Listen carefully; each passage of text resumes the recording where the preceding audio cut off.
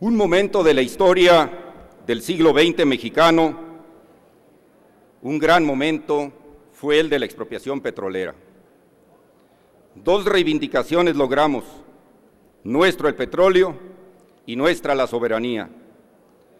Tres actores fundamentales estuvieron en tal decisión: el gobierno de un presidente fuerte, un pueblo solidario con él y unos trabajadores decididos a cambiar. En torno a este acontecimiento se han escrito numerosos textos historiográficos y todos coinciden en señalar la importancia estratégica de esa decisión de cara a un inminente conflicto bélico mundial. Al nacionalizar nuestro petróleo, conforme a lo establecido en la Constitución de 1917, no solo reivindicamos la posesión de los recursos naturales del subsuelo, sino que además pudimos dar un uso oportuno y con sentido nacional al recurso. Gracias a la nacionalización del petróleo, pudimos generar una plataforma de desarrollo que derivaría en la plena inserción de México en la economía internacional como productores de manufacturas y no simplemente como exportadores de materias primas.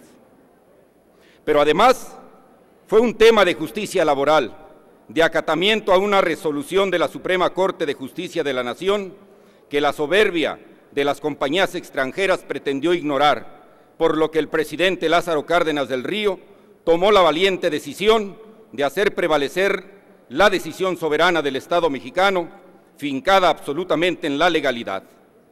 Las demandas de los trabajadores eran justas y las compañías tenían la posibilidad de cumplir con ellas, pues la lucha de los trabajadores fue larga y su productividad era incuestionable.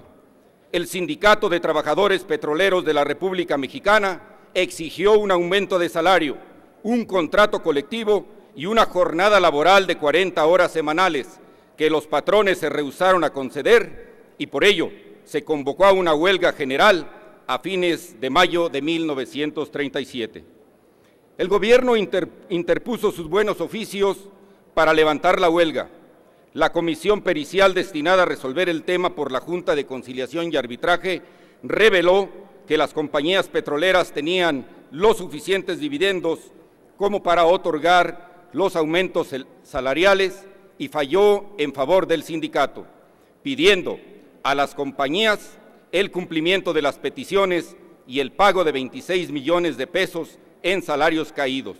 Los patrones se negaron a acatar las disposiciones en favor de los trabajadores y llegaron al extremo de declararse en rebeldía, mientras los obreros convocaron a otra huelga exigiendo el retiro de la concesión. Fue una decisión justa, pertinente y visionaria, como la historia ha demostrado. Su grandeza real reside en que fue el primer acto político e institucional posterior a la Revolución, que concitó el apoyo y la unión de todos los mexicanos. La colecta histórica en solidaridad nacional sobrevino, poco de los que poco tenían y más de los que más podían. Fue así que los mexicanos se desprendieron generosamente para ayudar al gobierno a pagar la indemnización a las petroleras, que orquestaron una campaña internacional en contra de México, incluyendo rupturas diplomáticas y boicot comercial. Se asumieron costos, se actuó en el marco de la ley, se propició la unidad nacional y así se superaron las dificultades que abrieron paso al inicio del México moderno.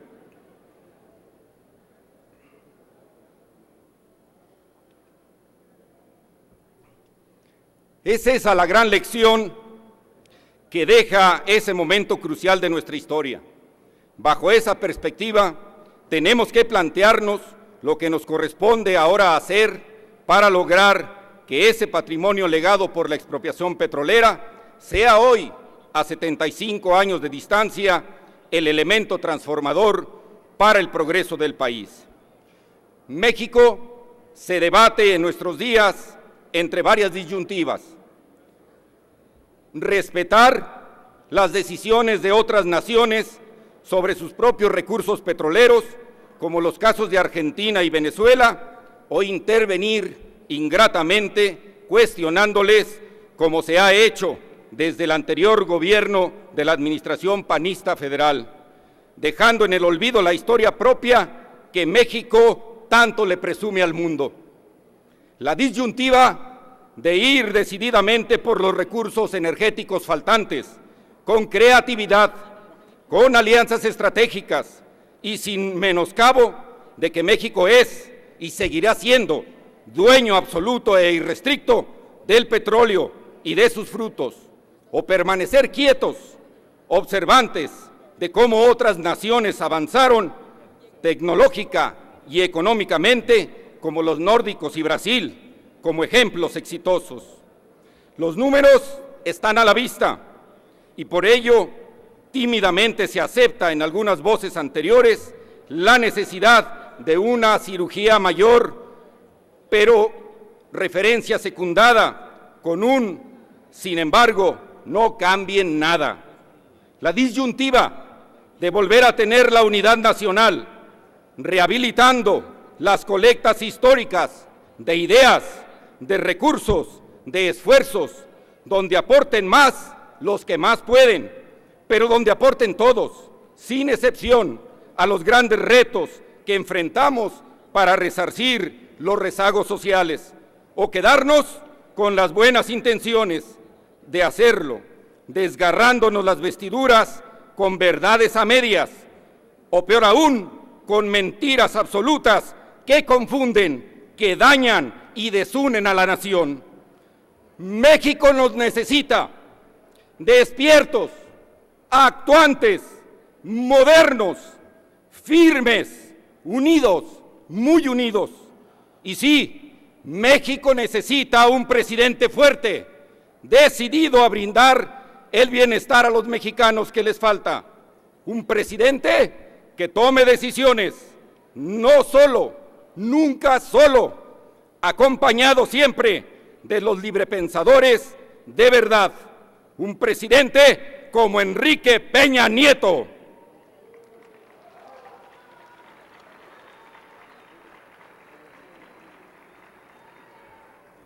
No nos adelantemos,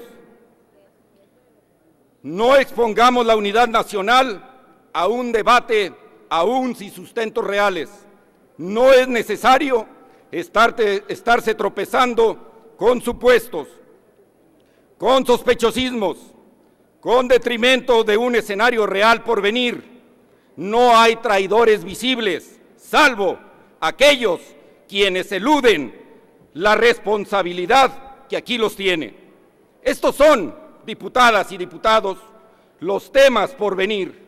Aquí, a esta Cámara de Diputados, vendrá la elevada responsabilidad de decidir por más reformas, las más trascendentales que haya tenido este país. El pueblo es observante. Nosotros tendremos que hablarles con verdad. Esa verdad a que nos invita Machado.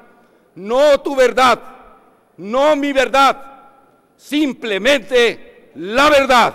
Y sí, que viva la expropiación petrolera, pero que viva un México unido y que viva la verdad.